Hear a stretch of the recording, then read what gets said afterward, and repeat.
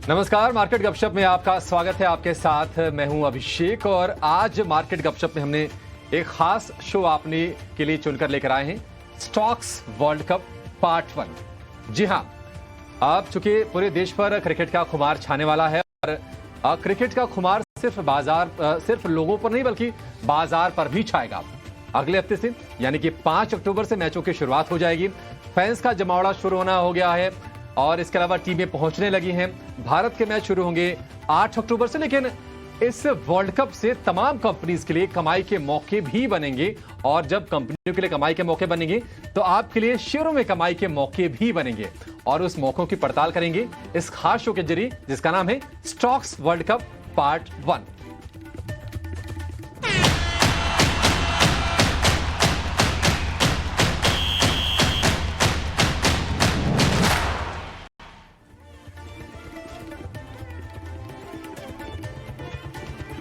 तो stocks world cup शेयरों का ये अद्भुत मुकाबला होगा। जो मजा आपको क्रिकेट में आता है, हम कोशिश करेंगे कि वो मजा आपको हम आज बाजार के खेल में हम दिखाएंगे आपको। हमारे साथ हमारे सहयोगी सौमित सरकार। सौमित, बहुत शुक्रिया, बहुत ही बेहतरीन गजब का टॉपिक आपने चुना है ये वर्ल्ड कप के पूरे उत्साह के माहौल में। और आज आपको शेयरों पर नजरिया शेयर करने के लिए खास मेहमान आस्था जैन हमारे साथ हैं हेम सिक्योरिटीज से। आस्था, आपका बहुत शुक्रिया आज समय देने के लिए। लेकिन चर्चा की शुरुआत करेंगे उसके पहले आपको यह बता देते हैं कि जो माहौल है पूरे देश में क्रिकेट को लेकर वो इस वक्त किस तरह का है और भारत के जो मैचेस हैं उनकी शुरुआत कब से होगी। 8 अक्टूबर को भारत के मैच की शुरुआत हो जाएगी। ऑस्ट्रेलिया के साथ मुकाबला 8 अक्टूबर को चेन्नई में यह मैच खेला जाएगा दोपहर 2 बजे से। दूसरा मैच अफगानिस्तान से 11 अक्टूबर को।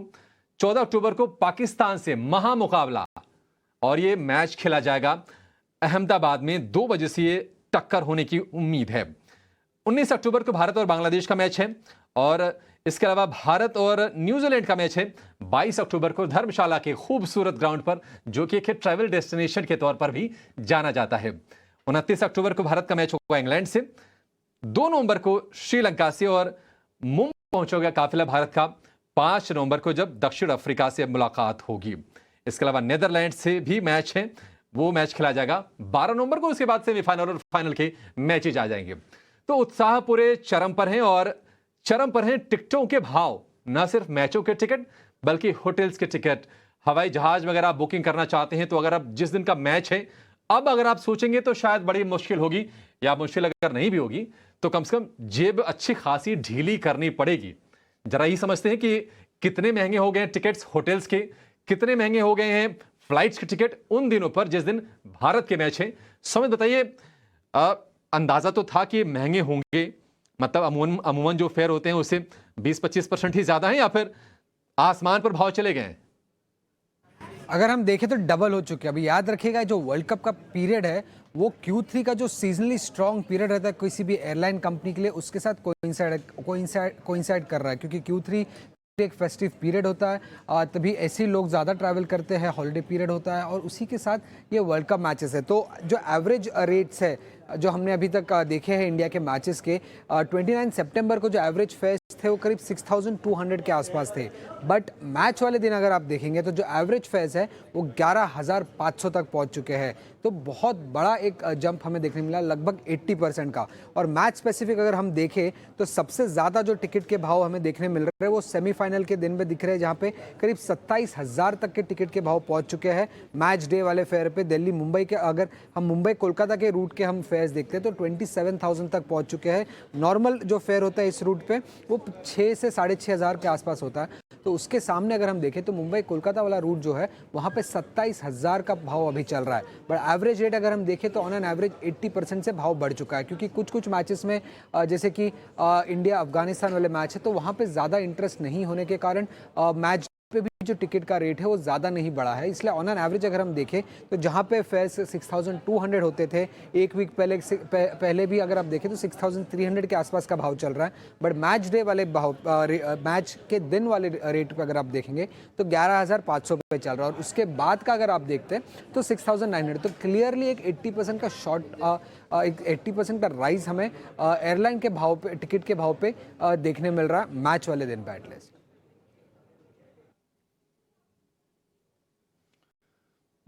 तो सौमित, बड़ी मुश्किल है। मतलब अगर कोई क्रिकेट का दीवाना है, अगर और उसके ज़हन में थोड़ी-सी देर से ये ख़्याल आया है कि अच्छा मैच देखने चलते हैं, तो बड़ी दिक्कत हो जाएगी।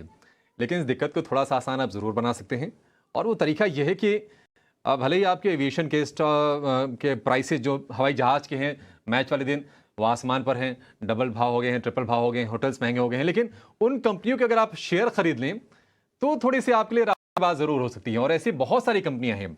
जैसा कि सुमित इंडिकेट कर भी रहे हैं, इंडियन होटल्स हो गए, EIH, chalet hotels, lemon tree, ये तमाम होटल्स हैं जिनके कि छोटे-छोटे शहरों में भी ना अच्छी प्रेज़ेंस है। बड़े वाले होटल्स को अगर आप छोड़ भी दीजिए, तो इनकी बढ़िया प्रेज़ेंस इन शहरों में जहाँ पर मैचेज़ होने हैं। और निश्चित तौर पर एविएशन कंपनियों की बात करें तो कहीं न कहीं इंटरग्लोब की बात हमेशा होती है, लेकिन क्या किसी और स्टॉक के लिए भी किसी और कंपनी के लिए मौके बनेंगे, ये ज़रा समझते हैं।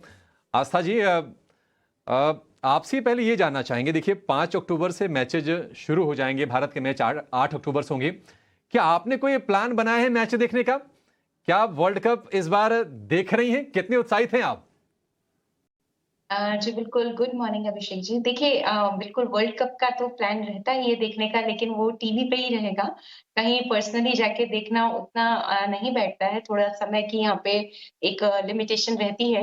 लेकिन टीवी पे डेफ़िनेटली सारे मैचेज़ देखूँगी और मैं काफ़ी शौक भी रखती हूँ मैच देखने का। तो यहाँ पे प्लानिंग तो है, लेकिन टीवी के द्वारा ही मैं मैचेज़ को देखने का यहाँ पे प्लान कर रही हूँ।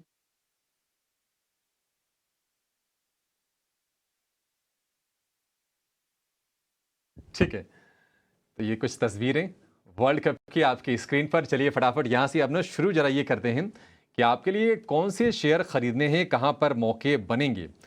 क्योंकि होटल, रेस्टोरेंट, एविएशन, ये 3 मोटा-मोटी सेगमेंट है जहाँ पर मौके बनते हुए दिखाई देंगे। सुमित, कुछ आपने रिसर्च की है कि सबसे ज़्यादा अगर हम मौकों की बात करें, देखिए क्योंकि पिज़्ज़ा हो, बर्गर हो, ये तो खूब बिकते हैं वर्ल्ड कप के दौरान। यस, जनरली अगर हमने देखा है पास्ट में भी जो क्विक सर्विस रेस्टोरेंट्स है वहाँ पे ज़्यादा डिमांड देखने मिलता है ड्यूरिंग वर्ल्ड कप, क्योंकि घर बैठे लोग ऑर्डर करते हैं या बाहर भी अगर जाते हैं तो क्विक सर्विस रेस्टोरेंट्स की काफ़ी डिमांड बढ़ने को मिलती है। जैसे कि जुबलेंट फूड आ जाता है, सफ़ायर आ जाता है, नहीं आ जाते हैं। अभी लास्ट वर्ल्ड कप जो इंडिया में हुआ था 2011 का, उस टाइम पे भी हमने देखा था कि जो सेम स्टोर सेल्स ग्रोथ था जुबलेंट फूड वर्क का, वो एक अच्छे तरह से बढ़ गया था, करीब 30% के आसपास ये बढ़ चुका था और अच्छा खासा एक सेल्स ग्रोथ हमें जुबलेंट फूड वर्क, तभी तो वही एक लिस्टेड क्यूएसआर था उस टाइम पे और वेस्ट लाइफ फूड था। बट उसके बाद अगर हम देखें तो सफ़ायर और देवयानी भी अभी एक लिस्टेड स्पेस में आ गए हैं क्विक सर्विस रेस्टोरेंट में, जहाँ पे वो पिज़्ज़ा हट चलाते हैं और केएफसी भी चलाते हैं। तो ये सारे स्टॉक्स फोकस में रहेंगे क्योंकि यूजुअली क्विक सर्विस रेस्टोरेंट्स के डिमांड काफ़ी बढ़ जाते हैं ड्यूरिंग वर्ल्ड कप सीजन। ये पास्ट वर्ल्ड कप जो इंडिया में हुआ था तभी भी देखने मिला था, तभी इन्वेस्टमेंट के लिए एक ही स्टॉक था ऑप्शन में, बट अब अगर देखने जाए तो 3 से 4 स्टॉक हैं, Jubilant Food, Devyani, Sapphire Food और वेस्ट लाइफ फूड। ठीक है, जुबिलेंट, सफ़ायर, देवयानी और इसके अलावा वेस्ट लाइफ फूड वर्ल्ड। ठीक है, ये 4 कंपनियां मोटा-मोटी है जिनको कि फ़ायदा होगा। आस्था जी समझ लेते हैं कि उनको क्या पसंद आ रहा है। आस्था, ये 4 विकल्प सौमित ने बताए हैं और हमने दिखा है कि ये शेयर ना चले भी है। वेस्ट लाइफ फूड वर्ल्ड ने तो कमाल की कमाई कराई है, जो कि मैकडॉनल्ड्स के स्टोर ऑपरेट करती है ये कंपनी। आप बताइए कि आपको मौके कहाँ पर दिख रहे हैं और किस तरह के टारगेट्स आप सुझाएंगे इन शेयरों के लिए? जी बिल्कुल, देखिए इन सभी पैक में जो सबसे ज़्यादा पसंद आता है वो जुबिलेंट फूडवर्क रहेगा। इसके पीछे के कुछ कारण हैं। सबसे पहले जुबिलेंट फूडवर्क की बात करें तो यहाँ पे इनका पूरा फ़ोकस है मिड टीन रेवेन्यू ग्रोथ दिखाने का रेवेन्यू में आगे जाते हुए। तो वो यहाँ पे एक बढ़िया लगता है। दूसरा, इन्होंने स्टोर एक्सपेंशन किए हैं। तीसरा देखा जाए तो इन्होंने कॉस्ट एफिशिएंट मेजर्स भी लिए हैं, प्रोडक्टिविटी भी बढ़ाने की तरफ इनका पूरा फ़ोकस है। तो इन सब जो यहाँ मेजर्स लिए गए हैं उसके चलते जुबिलेंट फूडवर्क अभी सबसे ज़्यादा स्वीट स्पॉट में लगता है। अगर मैं लंबी अवधि की बात करूँ तो इसमें मैं होल्ड करने की सलाह दूँगी।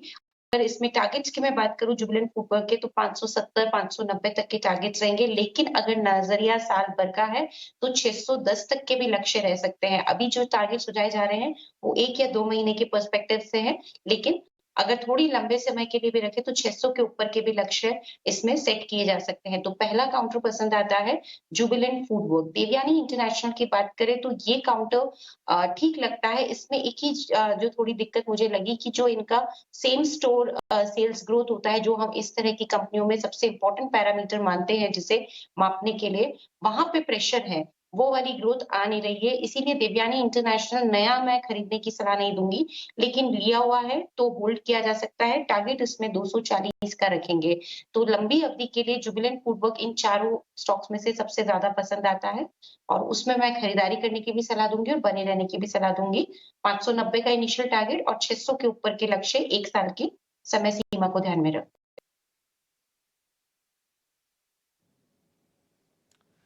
ठीक है, तो खाने की तो बात हो गई। जुबिलेंट फूड लक्ष्य 570 रुपए, 590 रुपए, ये 2 महीना, और 2 महीना ना आस्था जी ने बड़ा सोच समझ के दिया। देखिए वर्ल्ड कप ना 1.5 महीने चलेगा, तो 2 महीने में ये शेयर आपको कमाई करा देंगे, आपकी जेब थोड़ी सी गर्म कर देंगे। अब खाने के बाद जरा पीने की बात कर लेते हैं, यानी कि बेवरेजेस सेगमेंट्स की बात कर लेते हैं। जी हाँ, इसमें बहुत सारी कंपनीज हैं। रेडिको खेतान हो गया, यूबीएल, सोम डिस्टिलरी हो गया, यहाँ तक कि जो पेप्सिको की बॉटलर है वरुण बेवरेजेस, उसका भी नाम आता है। आस्था जी, क्या ये शेयर भी हम फोकस में रखें? क्या यहां पर भी कमाई होगी आपकी तरफ से? किस तरह के टारगेट्स इन शेयरों के लिए हैं? जी बिल्कुल, देखिए वरुण बेवरेजेस तो आपके चैनल पे बहुत बार मैंने रिकमेंड भी किया है, टारगेट भी हासिल होते हुए नज़र आए हैं। ये काउंटर अभी भी बहुत पसंद आता है। तो इन सब में जो सबसे पहली पसंद है वो वरुण बेवरेजेस है। नई खरीदारी करने की भी सलाह रहेगी, लिया हुआ है तो बने रहने की भी सलाह रहेगी। इनिशियल टारगेट तो 1040 का रहेगा, अगेन 2 महीने के हिसाब से, लेकिन लंबी अवधि यानी कि वर्ष 1 वर्ष का अगर यहाँ पे समय सीमा है, तो 1100 से लेके 1110 तक के भी लेवल्स हमें ये काउंटर दिखाता हुआ नज़र आएगा। तो जो भी व्यूअर्स हैं वो दोनों तरह के लेवल्स के दोनों तरह के समय सीमा के हिसाब से टारगेट्स नोट कर सकते हैं। 1040 तो शॉर्ट टर्म के लिए, 1110 लॉन्ग टर्म के लिए। अब अगर वरुण बेवरेजेस की बात करें तो डेफिनिटली यहाँ पे ये काफी स्टॉक अच्छा खासा पसंद आता है, क्योंकि सबसे पहले तो इनका देखिए एक्सपेंशन प्लान काफी सॉलिड है। दूसरा, इनका नेटवर्क यहाँ पे काफी सॉलिड है और आगे जाते हुए जो एक्सपेंशन प्लान है उसकी वजह से जो रेवेन्यू ग्रोथ है वो साफ हमें यहाँ पे दिखती हुई नजर आ रही है। तो सारे ही जो भी यहाँ पे काउंटर है, स्पेशली अगर लिकर काउंटर की मैं बात करूं तो वरुण बेवरेजेस पहली चॉइस रहेगा और वहां पे मैं नई खरीदारी करने की भी सलाह दूंगी और है तो बने रहने की भी सलाह दूंगी। दूसरी तरफ अगर यूनाइटेड स्पिरिट्स या ब्रेवरीज की बात करें स्पेशली, तो स्पेशली अगर मैं यूनाइटेड ब्रेवरीज की बात करूं तो देखिए थोड़ा-सा यहाँ पे हमने लॉसेस देखे थे और लास्ट क्वार्टर में, तो उस वजह से और थोड़ी डीग्रोथ भी मुझे लगती है। इसलिए मैं नई खरीदारी करने की सलाह नहीं दूँगी। यूनाइटेड स्पिरिट्स की बात करें तो वहाँ पे भी बने रहा जा सकता है और यूनाइटेड ब्रेवरीज में भी लिया हुआ है तो होल्ड करें। ब्रेवरीज का टारगेट 1680 का रहेगा, जबकि स्पिरिट्स का टारगेट 1160 रहेगा। लेकिन इन सभी काउंटर में मेरी पहली पसंद तो डेफिनिटली यहाँ पे वरुण बेवरेजेस है। ठीक है, वरुण बेवरेज पसंद है शेयर। ठीक है, आप के सामने लक्ष्य और ड्यूरेशन तो बिल्कुल साफ साफ है, उसमें कोई कंफ्यूजन ही नहीं है, क्योंकि 46 दिन तक क्रिकेट वर्ल्ड कप का इवेंट चलेगा। 48 मैचेस खेले जाएंगे और 10 शहरों में ये मैचेस खेले जा रहे हैं। देखिए, अपने पिज्ज़ा बर्गर की बात तो कर ले, लेकिन जो कंपनियां इन्हें डिलीवर करती हैं उनकी बात नहीं हुई। जोमेटो की बात हमने नहीं की। आप ये बताइए कि हमने जिन 48 मैचों का जिक्र किया, आप कोई मैच देखने जा रहे हैं क्या? और दूसरी ये भी बताइए कि जोमेटो ने क्या कोई खास तैयारी की है इस बार? मैं मैच देखने नहीं जा रहा, बट इतना ज़रूर बता सकता हूँ कि जिन जिन शहरों में मैचेस हो रहे हैं उन सभी शहरों में जोमेटो की प्रेजेंस है। तो जितनी भी हाउस पार्टीज़ होगी या जो भी हाउस पार्टीज़ होगी वहाँ पे जोमेटो के थ्रू तो ऑर्डर ज़रूर किया जाएगा। और इसी कारण एनालिस्ट काफ़ी एक्सपेक्ट कर रहे हैं मार्केट में कि जो ऑर्डरिंग एक्टिविटी रहेगी ये जोमेटो के ऐप में बढ़ सकता है काफ़ी आगे चल के ड्यूरिंग जब मैचेस शुरू होंगे तब। उसके अलावा जोमेटो मार्केटिंग कैंपेन्स भी कर सकता है, जो भी एक अर्निंग का जरिया हो सकता है जोमेटो के लिए आगे चल के। और हाल जोमेटो ने, अगर आपको याद होगा, तो एक प्लेटफॉर्म फ़ी लागू किया था। अब इस प्लेटफॉर्म फ़ी के कारण एवरी क्वार्टर कंपनी की जो प्रॉफिटेबिलिटी है वो 40 करोड़ से बढ़ने की एक्सपेक्टेशंस है। बट Q3 में ये नंबर और भी बढ़ सकता है, क्योंकि ऑर्डरिंग एक्टिविटी काफ़ी ज़्यादा हो सकता है जोमेटो के ऐप में, क्योंकि जितनी भी हाउस वार्मिंग पार्टीज़ होगी, जितने भी ये QSR से ऑर्डर होंगे, ज़्यादातर जोमेटो या स्विगी से ही होंगे, क्योंकि ये दो ही सबसे बड़े प्लेयर है। और उसमें अगर आप देखेंगे तो जोमेटो की सबसे बड़ी मार्केट शेयर है। जितने ज़्यादा ऑर्डर उतनी ज़्यादा ऑर्डरिंग एक्टिविटी, उतना ही ज़्यादा इनकम, उतना ही ज़्यादा रेवेन्यू जोमेटो के लिए आगे चल के उस प्लेटफॉर्म फ़ी लगाने के बाद ये इनकम 40 करोड़ से एवरी क्वार्टर और बढ़ सकता है जोमेटो के लिए। परफेक्ट, बढ़िया है। लेकिन क्या जोमेटो कमाई कराएगा? आस्था जी, 50 रुपए के नीचे गया था शेयर, उसके बाद ये 100 रुपए के ऊपर आकर वहां पर हम देख रहे हैं कि एक बेस फॉर्मेशन होता दिख रहा है जोमेटो के लिए। आपको कितना पसंद है ये शेयर, और क्या ये भी आपके बकेट लिस्ट में शामिल है वर्ल्ड कप के लिए? जी बिल्कुल, देखिए पसंद आता है ज़ोमैटो। इसके एक कारण है कि इस तरह की इंडस्ट्री में ये ड्यूओपोलिस्टिक मार्केट में है, क्योंकि स्विगी और ज़ोमैटो 2 ही प्लेयर हैं और दोनों कंबाइंड 60% से ज़्यादा मार्केट होल्ड करते हैं। ज़ोमैटो की बात करें तो लास्ट माइल डिलीवरी ये लोग करते हैं, उसका बहुत पॉजिटिव इम्पैक्ट है। दूसरी तरफ ब्रांडिंग सॉलिड करी है, ज्योग्राफिकल रीच वाइड है, तो ये सब चीज़ें जो है वो ज़ोमैटो को एक अलग ही यहाँ पे खड़ा कर देती है। और सबसे बड़ी बात है, जो ब्लिंकिट का एक्विजिशन किया था वो भी काफ़ी फायदेमंद साबित हो रहा है, क्योंकि रेवेन्यू में अब उसकी झलक हमें देखने को मिल रही है। सो ज़ोमैटो मुझे पसंद आता है, नई खरीदारी करने की सलाह है, थोड़े डिप्स आए तो, और अगर लिया हुआ है तो होल्ड भी कर सकते हैं। इसमें जो टारगेट देखने को मिलेंगे वो 100 के ऊपर के रहेंगे, लेकिन यहाँ पे मैं नज़रिया साल भर का दे रही हूँ। 100 से लेके 114-15 के लेवल्स के लिए ज़ोमैटो को खरीदारी करने की सलाह है। अगर शॉर्ट टर्म व्यू है, 2 महीने का भी व्यू है, तभी भी इसमें बने रहा जा सकता है। तो दोनों ही अवधि से मैं होल्ड करने की सलाह रही हूँ और 100 के ऊपर के लक्ष्य सेट कर रही हूँ। ठीक है, जोमेटो के लिए 2 महीने का लक्ष्य 114 रुपए, 114 रुपए, यानी कि सीधे सीधे 14% का फायदा। अमूमन अगर ये रिटर्न आप वगैरह एफडी के जरिए पाना हो ना तो 2 साल लग जाते हैं। 2 महीने में आस्था जी आपको ये रिटर्न दिला रही है जोमेटो के शेयर में। तो 2 सेगमेंट हो गए, क्यूएसआर हो गया, फूड एंड बेवरेजेस भी हो गया। अब एक सेगमेंट बचता है होटल, जिसके लिए कारोबार के छप्पर फाड़ मौके बन रहे हैं क्रिकेट से। आपकी कमाई कहां पर होगी, कौन से होटल के शेयरों में और रौनक यहां से होगी, आस्था जी से समझते हैं। आस्था जी, विकल्प तमाम हैं, एक से एक बढ़कर होटल्स हैं, और जो छोटे वाले होटल्स होते हैं ना, उनकी प्रेजेंस छोटे शहरों में अच्छी होती है। आप ये बताइए कि आपके लिस्ट में कौन से शेयर हैं और कितने रिटर्न, कितने मुनाफे की उम्मीद करनी चाहिए, आप ये बताइए। देखिए, इंडियन होटल सारे काउंटर में सबसे ज़्यादा पसंद आता है, और यहाँ पे भी रिटर्न मेरे हिसाब से अगर लंबी अवधि रहेगी तो 10-15% का, उससे भी ऊपर के रिटर्न्स हमें देखने को मिलेंगे। टारगेट सेट कर रही हूँ 450 से 470 का।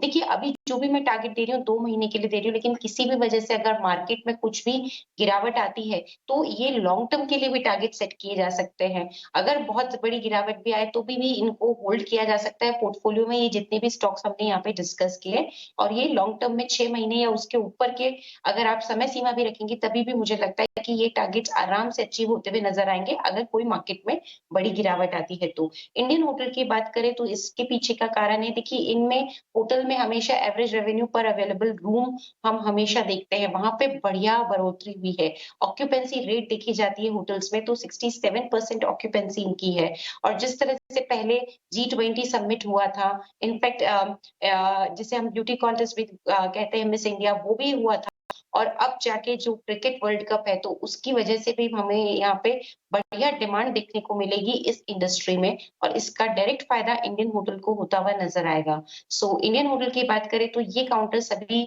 होटल कंपनी में सबसे बेटर लगता है, खरीदारी करने की सलाह है, लिया हुआ तो होल्ड भी कर सकते हैं। 450 से 470 के टारगेट है। मार्केट अगर किसी भी वजह से थोड़ा सा वॉलेटाइल होता है तो 2 महीने से ज्यादा भी समय सीमा के हिसाब से रखा जा सकता है, जिसमें 6 महीने भी एक समय सीमा मानी जा सकती है। तो उसी को ध्यान में रखते हुए इस काउंटर पे भी खरीदारी करने की, और लिया हुआ है तो बने रहने की सलाह है। ठीक है, इंडियन होटल्स 450 470 के लक्ष्य, 2 महीने में 410 रुपए के आसपास के भाव इसके हैं। EIH target 255, lemon tree target 126, 132, और शैलेट होटल्स इसके लिए टारगेट है 580 रुपए का। लेकिन सौमित, दिक्कत पता है क्या है? दिक्कत यह है, मन तो है कि चल के मैच देखें, तमाम शहरों में बहुत से शहर ऐसे भी हैं जो एक्सेसिबल हैं, जैसे कि अहमदाबाद नज़दीक है, जैसे कि मुंबई मैचेस होने हैं, दिल्ली मैचेस होने हैं। आप ये बताइए, क्योंकि इस बार दुनिया भर के लोग पहुंच रहे हैं, डॉलर वाले भी आ रहे हैं, पाउंड वाले भी आ रहे हैं, क्या रुपए वालों के लिए कोई मौका बनेगा होटल्स में बुकिंग करने का, या भाव इतने ऊपर चले गए कि दूर से हाथ जोड़ लें? अगर छोटे सिटीज़ में आप बुकिंग करना चाहो तो एक्चुअली मौका नहीं भी बने, क्योंकि स्मॉलर सिटीज़ में तो सोल्ड आउट हो चुके हैं होटल्स। अगर आप देखेंगे तो धर्मशाला जैसे जगह पे जो बड़े होटल्स हैं वहाँ पे तो कोई रूम बची ही नहीं है, पूरी सोल्ड आउट हो चुकी है मैच डे पे। और ऑन एन एवरेज अगर आप देखेंगे तो पहले जहाँ पे रूम रेट होता था करीब 11,600 रुपीज़ का पर नाइट के लिए, वहाँ पे अब जो रूम रेट देखने को मिल रहा है वो 43,675 रुपीज़ का देखने मिल रहा है। मतलब लगभग 4 गुना बढ़ चुका है रूम रेट मैच डे के लिए ऑन एन एवरेज जो हमें देखने मिल रहा है। स्पेसिफिकली अगर हम देखें तो इंडिया पाकिस्तान का जो मैच है अहमदाबाद में, वहाँ पे सबसे ज़्यादा डिमांड मिल रहा है। अहमदाबाद में अगर कोर्टयार्ड बाय मैरियट का अगर आप रूम बुक करना चाहते हो मैच डे पे, तो एक रूम का कॉस्ट आपको 86,000 का पड़ेगा, जबकि नॉर्मल डे पे वो रूम सिर्फ 6,500 रुपये में आपको मिलता है। तो समझ सक रहे हैं आप क्लियरली कितना ज़्यादा बढ़ चुका है होटल के रेट्स। इनफैक्ट मैच डे के बाद के एक हफ्ते बाद की अगर आप बुकिंग करने जाओ तो आपको 6,200 में मिल जाएगी रूम, बट मैच डे पे वो रूम ही आपको 86,240 रुपीज़ का पड़ रहा है। उसके अलावा अगर आप देखेंगे तो अहमदाबाद में वापस जो फाइनल है तभी का जो आपको टिकट का रेट मिलेगा मैच डे का वो 80,600 का है, और नॉर्मल रूम मैच के पहले अगर आप देखोगे तो 6,500 के आसपास का था। उसके अलावा मुंबई में भी जो सेमीफाइनल है वहाँ पे अगर आप ट्राइडेंट बुक करना चाहते हो तो वो आपको 56,500 का पड़ सकता है, और अगर नॉर्मल से आप जिंजर का रूम बुक करना चाहते हो तो वो एक्चुअली सोल्ड आउट हो चुका है बॉम्बे में। तो काफ़ी या तो सोल्ड आउट हो चुके हैं रूम्स या तो काफ़ी ज़्यादा महंगे हो चुके हैं। और ऑन एन एवरेज अगर हम देखें तो जहाँ पे 11,000 का रूम रेट होता था वहाँ पे वो रूम रेट अब 44,600 चुका है। तो काफ़ी ज़्यादा महंगा हो चुका है होटल के रूम्स, और वो भी हाई ऑक्यूपेंसी पे फिर भी बिक रहे हैं इंडिया में आपके आज के टाइम पे।